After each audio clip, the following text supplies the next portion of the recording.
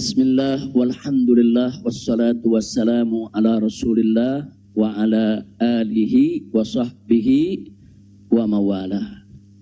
Ahiba'il kiram, usikum jami'a wa nafsi bi taqwallah wa bi ta'ati rasulillahi sallallahu alaihi wasallam. Fa nas'alallah subhanahu wa ta'ala an yahdiyana ila siratihil mustaqim wa yaj'alana minal muttaqin wa yudkhilana jannatahu jannatan na'im, amin ya rabbal alamin. Segala puji kita panjatkan bagi Allah Jalla Jalaluh. Saya bersyukur sekali kepada Allah, sangat berbahagia pada hari ini akhirnya saya sekeluarga bisa kembali pulang ke rumah. Alhamdulillahirabbil alamin. Dan saya juga mengucapkan terima kasih secara khusus kepada pengurus Dewan Pimpinan Luar Negeri Front Pembela Islam Saudi Arabia. Beberapa pengurusnya ikut dengan saya pada hari ini. Mereka ikut mengawal dari Mekah, Jeddah sampai ke tempat ini. Di antara yang ikut ada Ustadz Abdul Hakim selaku sekretaris dari FPI Saudi. Kemudian ada juga Ustadz Son Haji, Ustadz Jazuli, Ustadz Ehsan. Kemudian juga ada Habib Abdullah Maulad Dawilah. Ditambah lagi Habib Abu Bakar Mugebel. Jumlah semua kami berangkat dari sana ada 18 orang. Alhamdulillah semua dimudahkan. Kita doakan mereka-mereka yang telah dengan setia menemani kita, membantu kita sehingga semua urusan menjadi lancar. Jazakumullahu khairal jaza. Nah, baiklah ya ikhwan. Yang pertama ingin saya sampaikan di sini, saya sekeluarga selama tinggal di kota suci Makkah tidak ada kesulitan apapun. Jadi kita tidak ada kesulitan, kita tidak ada kesusahan, walaupun ada pihak lain yang mencoba untuk membuat saya sulit, membuat saya susah, tapi alhamdulillah tidak pernah berhasil. Wa yamkuruna wa yamkurullah wallahu khairul makirin. Jadi kalau saya malu sekali kalau saya harus katakan, oh di Mekah ini susah, kita diasingkan, kita dijauhkan. Enggak. Di Mekah nikmat, baladan aminan mubarakat. Kita mendapatkan kenikmatan di Mekah luar biasa. Di sini saya banyak kawan, sampai di Mekah saya dapat kawan juga tidak kalah banyaknya. Di sini kita punya jamaah, sampai di Mekah juga kita punya jamaah. Di sini kita punya pengajian, sampai di Mekah juga kita buka pengajian. Di sini kita punya gerakan dakwah, ternyata di Mekah juga kita buka gerakan dakwah. Jadi artinya nggak ada yang kurang. Bahkan sekali lagi kita katakan di Mekah ini tentu punya kelebihan yang luar biasa untuk ibadah 100.000 kali lipat ganjarannya. Sebetulnya kalau ingat 100.000 kali lipat kayaknya nggak mau pulang ya. Habib, 100.000 kali lipat begitu sampai Tamburan satu lagi nilainya. Nah, di Petamburan nilainya 1, kalau di Mekah nilainya 100.000. Laulal wajibat dakwiyah, kalau tidak ada kewajiban dakwah di negeri ini saya tidak akan tinggalkan Mekah. Kita cinta Mekah, Mekah luar biasa, satu negeri yang memang penuh keberkahan. Baladan aminan mubarakat. Jadi sekali lagi selama kita di Mekah, alhamdulillah. Kalaupun ada sedikit tantangan-tantangan, sedikit kesulitan-kesulitan, tapi semua itu bisa atasi dengan mudah ya ikhwan. Nah baiklah. Kemudian yang perlu saya sampaikan juga ya ikhwan, di tempat ini kenapa muncul aneka ragam isyaat, yaitu isu-isu, gosip, rumor dan lain sebagainya.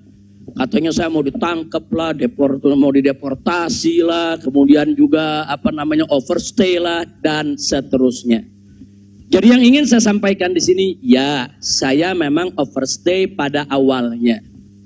Jadi sebulan sebelum visa saya habis, saya waktu itu mendapat pencekalan, tidak boleh pulang. Nah, tapi pencekalan tersebut bukan karena melanggar aturan, bukan. Bukan karena melanggar ketentuan keimigrasian, bukan. Jadi kalau ada mengatakan karena ada pelanggaran, ada pidana bohong. Saudara, itu hoax, bahkan itu fitnah. Jadi saya dicekal li asbabin amniyah. Itu ditulis dalam surat cekalnya. Li asbabin amniyah, karena alasan keamanan. Nah, biasanya kalau alasannya melanggar di situ ditulis mukhalafatun nizam atau at-takhalluf anin nizam. Nah, itu namanya melanggar aturan. Enggak ada. Di dokumen saya tidak ada kalimat at-takhalluf anin nizam atau mukhalafatun qanun. Enggak ada. Yang ada adalah li asbabin amniyah, untuk alasan keamanan. Nah, tentunya saya tidak diam. Saya terus melakukan lobby dengan pemerintah Saudi, dengan otoritas Saudi. Ini asbabun amniyah yang bagaimana maksudnya. Kemudian kenapa saya tidak bisa keluar dan seterusnya. Ini terjadi pembicaraan yang cukup panjang ya ikhwan. Tapi memang mereka sendiri mengaku. Jadi saya ini di sana diperiksa oleh Badan Intelijen Saudi, saya diperiksa oleh Dewan Keamanan Saudi, saudara. Nah, belakangan, saudara, kenapa saya diperiksa? Mereka mendapatkan laporan sampah dari negeri ini ya. Jadi mereka bilang ini zubalah. Nahnu nahsul alal maklumat kadzibah. Kita mendapat informasi yang bohong.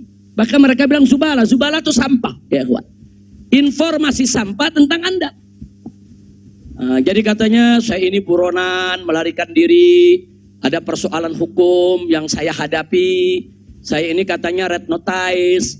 Kemudian ada lagi yang mengatakan kalau saya ini saudara orang politik yang selalu bikin keributan di mana-mana, nanti bahaya untuk keamanan Saudi. Nah, ini laporan-laporan semacam ini, saya tidak mau menuduh siapa yang melapor, si A atau si B atau si C ya ikhwan. Tapi ini ada. Dan ini bukan laporan dari orang biasa. Kalau laporan dari orang biasa, saudara, enggak bakal dihiraukan oleh pemerintah Saudi. Ini tingkat negara. Ini bukan tingkat RT, bukan tingkat RW, ini tingkat negara. Negara Saudi mendapatkan laporan. Berarti yang memberikan laporan ini, saudara, ini tingkat tinggi juga. Nah, tapi ala kulihal semua kita buktikan. Mereka bilang, apa betul? Anda ini punya kasus hukum. Ada 2 kasus hukum. Satu di Jakarta, satu di Bandung. Saya katakan kepada mereka, saya tidak punya kasus hukum. Mana buktinya? Saya punya SP3. SP3-nya saya terjemahkan ke dalam bahasa Arab. Kayaknya dalam sejarah nggak pernah ada SP3 diterjemahkan ke dalam bahasa Arab. Sebab kalau saya serahkan SP3, ya tentu kan polisi di sana nggak paham. Intelijen di sana nggak paham. Apa isinya, apa maksudnya. Kita terjemahkan dalam bahasa Arab. Kita buat dokumen resmi, terjemah resmi. Jadi saya katakan tuduhan apa yang Anda dapat dari pemerintah Indonesia?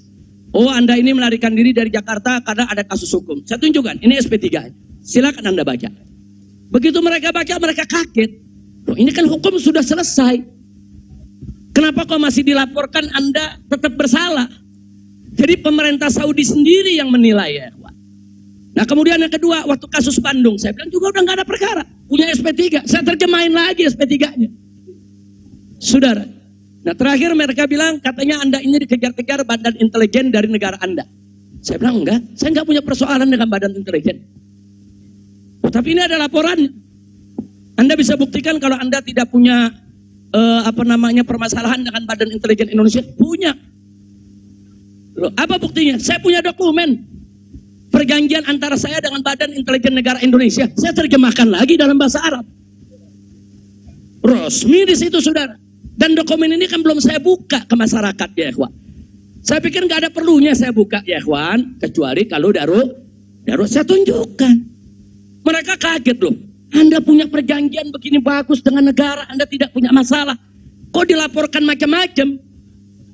Nah ini yang jadi persoalan ya ikhwan. Ala kulihal, singkat cerita, kalau saya cerita terlalu panjang, saudara, akhirnya pemerintah Saudi ini, otoritas yang berwenang di bidang ini, mereka justru akhirnya minta maaf. Mereka bilang nahnu natawarrat, nahnu ghaltan, kami salah, kami sudah melewati batas wewenang yang kami punya, kami minta maaf karena memang ini kesalahan dari informasi yang kami terima. Nah, jadi supaya Anda tahu, akhirnya mereka tidak mengganggu kita sama sekali. Bahkan terakhir bukan lagi persoalan bayang safar, jangan kita deportasi. Saya ditawarkan, Habib, Anda mau pulang besok ke Indonesia atau Anda mau tinggal di sini selamanya? Silakan. Maka itu pada malam Ahad, Sabtu malam Ahad, sebelum saya pulang, saya ke Riyadh, saya diundang resmi ke Riyadh. Saya diundang resmi ke Riyadh, saya ketemu petinggi di sana, ya kawan. Mereka tawarkan, mau tinggal di sini, kita berikan igoma, kita berikan izin tinggal, masuk umur hidup pun boleh. Silakan Anda memutuskan. Enggak, saya enggak punya persoalan sama pemerintah Saudi, ya kawan. Jadi bohong kalau ada yang bilang saya punya persoalan. Jadi makanya kalau pejabat tuh jangan sembarang bicara. Kalau mau bicara tuh mesti punya data dong. Masa pejabat bicara nggak pakai data? Kalau nggak pakai data, pedagang kopi di warung-warung, ya kan dagang kopi di warung nggak pakai data. Ada kopinya seduh, pakai gula, selesai kasih. Kira-kira jelas gak? Ini kalau pejabat tingkat negara harus punya data, ya kawan, nggak sembarangan. Tapi baiklah, kita bagian akhir. Jadi begitu mereka sudah tahu itu semula saya mau dibikinkan bayan safar. Bayan safar itu exit permit, saudara. Nah, bayan safar itu ada dua. Ada izin keluar Saudi, saudara, karena orang melakukan pelanggaran. TKI yang melarikan diri dari majikan, atau umpamanya ada tenaga kerja yang melakukan pelanggaran pidana, mencuri, berkelahi, atau membunuh saudara. Nah, mereka ini kalau diusir dari Saudi itu namanya deportasi dengan bayan safar. Tapi ada juga jenis bayan safar lain. Nah, seperti apa? Seperti orang yang mendapat suaka politik, itu kan perlindungan. Atau seperti orang yang dicekal politik, seperti yang saya alami. Itu bukan pidana. Atau seperti mereka yang kehilangan warga negara. Seperti orang-orang Rohingya yang tinggal di Mekah. Itu mereka nggak punya warga negara.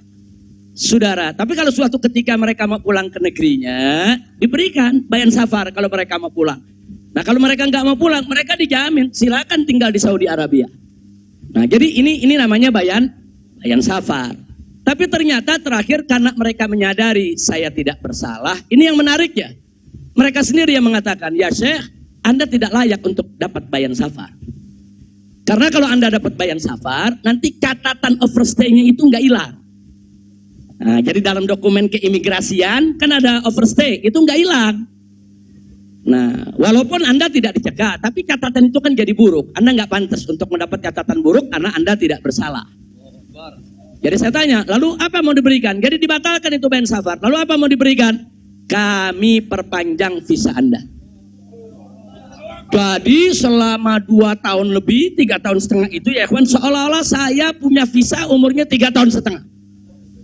Tidak ada overstay ya kawan. Nah, cuman pada saat mereka tanya, mau diperpanjangnya sampai kapan ya Syekh? Dia tanya, saya mau sebulan, mau 2 bulan lagi. Saya katakan enggak, saya mau pulang tanggal 9 insya Allah. Jadi cukup bayan safar, bukan bayan safar, tamdidnya cukup sampai tanggal 11 ya kawan. Nah, cukup tanggal 11, tanggal 9 insya Allah saya pulang. Nah, jadi ini yang perlu saya sampaikan sekaligus klarifikasi, bohong.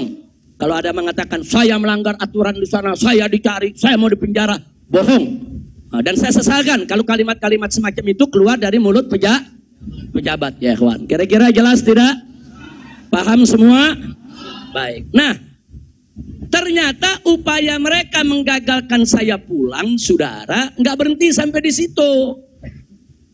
Nah, ada yang menarik, saudara. Saya sudah beli tiket, sudah pesan penerbangan tanggal 9. Tiba-tiba dari Indonesia ini ada yang membuat email atas nama saya. Namanya Habib Muhammad Rizik Syihab. Saudara, pakai foto saya. Email ini dikirim ke travel tempat saya memesan tiket. Nah, apa isi pesannya? Bahwa kami tidak jadi berangkat, mohon dibatalkan. Kami punya jadwal. Jadi ada upaya begitu. Ini bukan. Jadi ada yang bilang, ini kan cuman pura-pura jadi korban. Ini pura-pura playing victim. Enggak, memang benar mau dibatalkan ya, kawan. Tapi ala kuliah travelnya telepon langsung ke kita, apa betul Anda ingin membatalkan? Kita bilang enggak, ini ada email dari nama Anda. Saya katakan itu email palsu. Nah, ala kuliah tidak dibatalkan. Tapi enggak puas sampai di situ, ya kawan. Malam Ahad kemarin, malam Ahad yang lalu, pada saat saya ke Riyadh, ada gerakan lagi. Mereka membuat email atas nama travel. Travel tempat saya beli tiket. Nah, travel ini kan ngambil tiketnya ke bagian marketing Saudi ya, Pak. Ternyata kursi Saudi itu sudah diborong oleh marketing di Turki, di Istanbul. Jadi dibuatlah email atas nama travel, dikirim ke Istanbul. Minta supaya jadwal saya, istri dan 2 putri saya dibatalkan. Dan dibatalkan. Nah, jadi malam-malam Ahad itu sudah batal, saya punya jadwal ya, Pak. Tapi saya katakan kepada teman-teman pengurus FPI di Mekah, jangan diumumkan.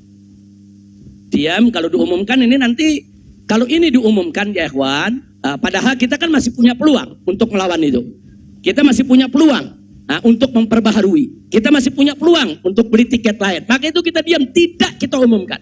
Kalau yang pertama kita umumkan. Pembatalan yang pertama itu kita umumkan. Yang kedua tidak kita umumkan. Nah, tujuan saya kedua untuk tidak diumumkan apa? Supaya musuh-musuh, penjahat-penjahat, bajingan-bajingan yang membuat itu sudah merasa menang ya ikhwan. Nah, dia kan merasa menang, ketawa-ketawa, udah batal lo. Nah, besok kalau lo ke airport, begitu masuk ke counter, nama sudah tidak ada. Biarin aja dia senang ya ikhwan, nggak apa-apa, biar dia senang. Jadi sengaja kita biarkan. Nah, kemudian kita hubungi travel yang ada, kita minta untuk ganti kode booking. Nah, ada tambahan biaya, kita tambah biaya. Tetap kita minta tanggal itu untuk kita dapat kursi. Dan kita dapat. Kita diam ya ikhwan. Kita nggak umumkan kalau kita punya tiket baru. Nah, ini kita tidak umumkan. Lancar semua. Tapi ternyata jebol juga informasi ke mereka kalau saya punya tiket baru ya ikhwan. Lalu apa yang terjadi?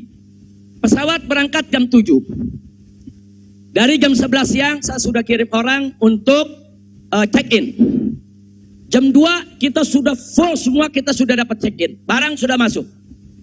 Tiba-tiba jam 4 sore di airport dapat panggilan, saya punya putri yang satu tiketnya batal. Ini permainan gila-gilaan ini ya, kawan. Nah, kita tanya, kita konfirmasi ini bagaimana bisa batal ini? Ya alasannya katanya ada ATM palsu lah, ada orang mengaku bahwa ATM-nya dipakai lah, duitnya dicuri lah, dan lain sebagainya. Tapi tujuan dia, kalau saya punya putri itu batal, saya nggak bisa berangkat. Kenapa? Karena saya kafilnya. Nah, peraturan di Saudi nggak boleh kafil keluar.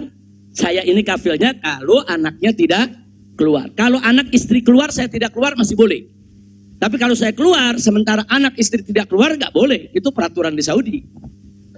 Jadi sekarang dia batalkan satu supaya saya nggak ikut berangkat ya, kawan. Nah, jadi ini terjadi. Nah, jam 4 sore itu kita berkutat. Tapi alhamdulillah, saudara, otoritas Saudi bantu kita. Mereka juga terkaget-kaget. Oh, ini ada apa ini? Kok pembatalan bisa begini? Mereka nggak pernah alami ini semua ya, kawan. Nah, akhirnya jam 5 sore semua bisa teratasi. Jam 6 sore kita sudah masuk ke ruang tunggu dan jam 7 kita sudah bisa berangkat. Alhamdulillah. Nah, di sini yang saya ingin sampaikan ya, kawan. Kalau Allah sudah menentukan kita pulang, mau kekuatan apapun yang mencoba untuk menghalangi tidak akan pernah mampu untuk melawan kehendak Allah. Alhamdulillah. Dan Nabi sudah mengingatkan kita, saudara.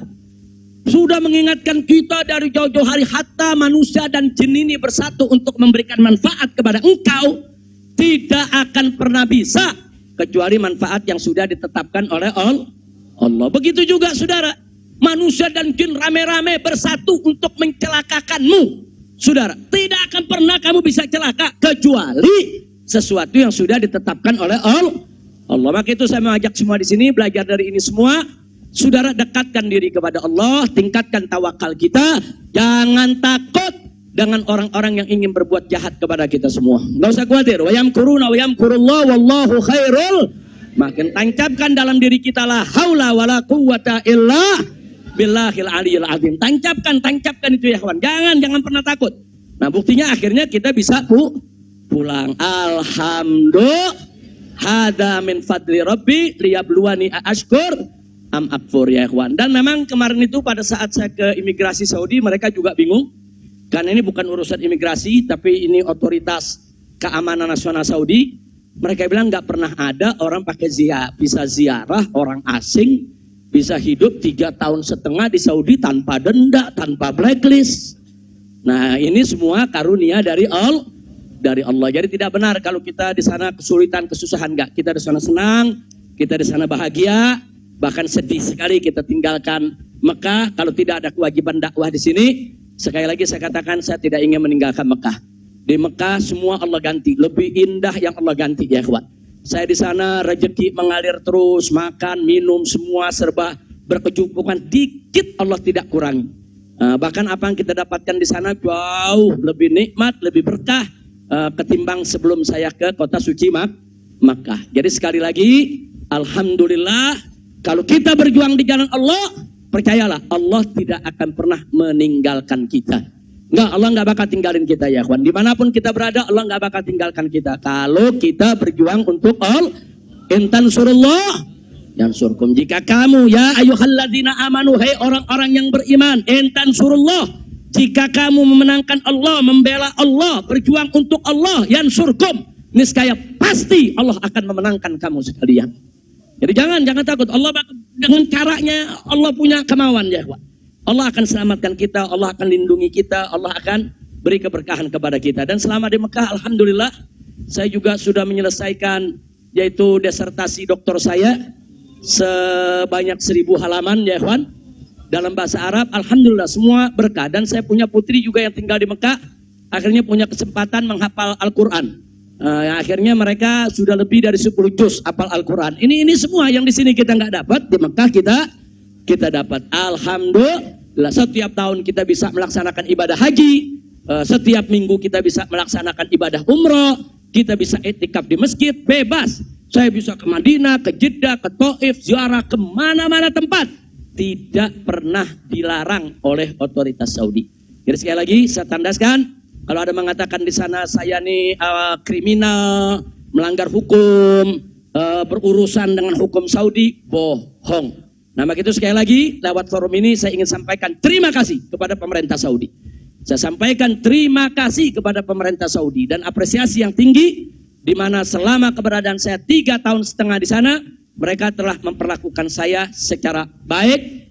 Kemudian mereka telah memberikan segala kemudahan. Jazahumullahu khairal jaza. Ya kita yang baik kita apresiasi, yang tidak baik kita kritisi. Nah, jadi kalau ada mengatakan Habib kok terima kasihnya sama pemerintah Saudi aja, pemerintah Indonesia bagaimana? Ya baik dulu dong. Kalau baik nanti kita terima kasih. Kira-kira betul gak? Betul gak? Kalau pemerintah baik wajib gak terima kasih? Wajib, kita apresiasi. Kok Habib belum terima kasih? Ya belum baik. Tunggu baik dulu. Kalau baik kita terima kasih. Kayak kemarin Pak Mahfud mengumumkan yang mau jemput silakan. Nah baik gak tuh? Kita terima kasih. Terima kasih Pak Mahfud. Umat akhirnya diizinkan untuk menjemput. Alhamdulillah. Tapi pada saat Pak Mahfud bilang Habib Rizik ini deportasi kriminal, itu baik apa? Enggak terima kasih. Jadi kita objektif aja. Yang baik kita terima kasih, yang gak baik kita luruskan. Insya Allah. Nah ini yang saya mau sampaikan semua. Jadi tenang-tenang saja, biarkan nanti beri kesempatan saya supaya istirahat dulu. Ya ikhwan, insya Allah nanti kita dakwah lagi, kita keliling lagi, bikin pengajian lagi. Mudah-mudahan Allah subhanahu wa ta'ala memudahkan segala urusan kita. Jadi di sini saya mau tandaskan sebelum saya akhiri, sekali lagi kita yang ada di sini, habaib ulama, sekali lagi, kita bukan musuh pemerintah. Kita bukan musuh negara. Kita bukan musuh tentara. Kita bukan musuh polisi, kita musuh kezaliman, kita musuh kecurangan, kita musuh kemunafikan, kita musuh segala kejahatan. Betul? Betul? Nggak ada kompromi saudara, melawan kezaliman, kemunafikan, kejahatan, tidak ada kompromi. Kalau ada mengatakan Habib Rizik, bisakah ke depan ini kita melakukan rekonsiliasi? Saya katakan sekali lagi, rekonsiliasi hanya bisa berdiri atas dasar niat dan tekad yang baik ya ikhwan. Tapi kalau rekonsiliasi berdiri atas dasar kecurangan, kezaliman, kejahatan, saudara, tidak mungkin. Tidak ada rekonsiliasi saudara. Tidak ada rekonsiliasi saudara kalau kezaliman dibiarkan. Kira-kira jelas tidak? Takbir. Nah, jadi selama pemerintah baik, kita akan apresiasi, kita akan terima kasih. Tapi kalau mereka membuat aturan-aturan yang merugikan rakyat, yang merusak agama, saudara, yang menghancurkan akhlak, wajib untuk kita lawan. Tidak boleh kita diam, ya ikhwan. Takbir, takbir. Siap revolusi akhlak? Sallu ala nabi. Itu yang saya mau sampaikan. Jadi sekali lagi, jadi jangan nanti dipelintir-pelintir. Kita musuh negara lah, musuh pemerintah lah, musuh menteri. Enggak ada. Loh, kita enggak bersaing untuk nyari jabatan kok, ya ikhwan. Enggak, kita enggak nyari jabatan. Kita bukan orang partai, kita bukan pejabat, kita bukan anggota DPR. Enggak, kita hanya menginginkan negara ini baik. Nah, ayo kita hijrah minad dzulumati ilan nur. Kita hijrah minal maksiyah ilat ta'ah. Kita hijrah minal khabith ilat thayyib. Kita hijrah dong minas sayyiat ilal hasanat. Kita hijrah, ya ikhwan. Nah, yang ada di sini pun juga wajib melakukan revolusi akhlak. Bagaimana revolusi akhlak? Kalau akhlak kita kemarin kurang baik, ayo kita perbaiki ke depan. Kalau akhlak kita kemarin alhamdulillah sudah baik, ayo kita tingkatkan lagi agar akhlak kita lebih baik. Insya Allah. Ini dengar kata revolusi, wah udah kan kabut lagi, ya. Revolusi. Revolusi itu perubahan drastis. Revolusi itu maknanya perubahan drastis dan mendasar. Nah, jadi kalau perubahan drastis itu kemarin masih tukang bohong, hari ini langsung drastis, dia nggak mau bohong lagi.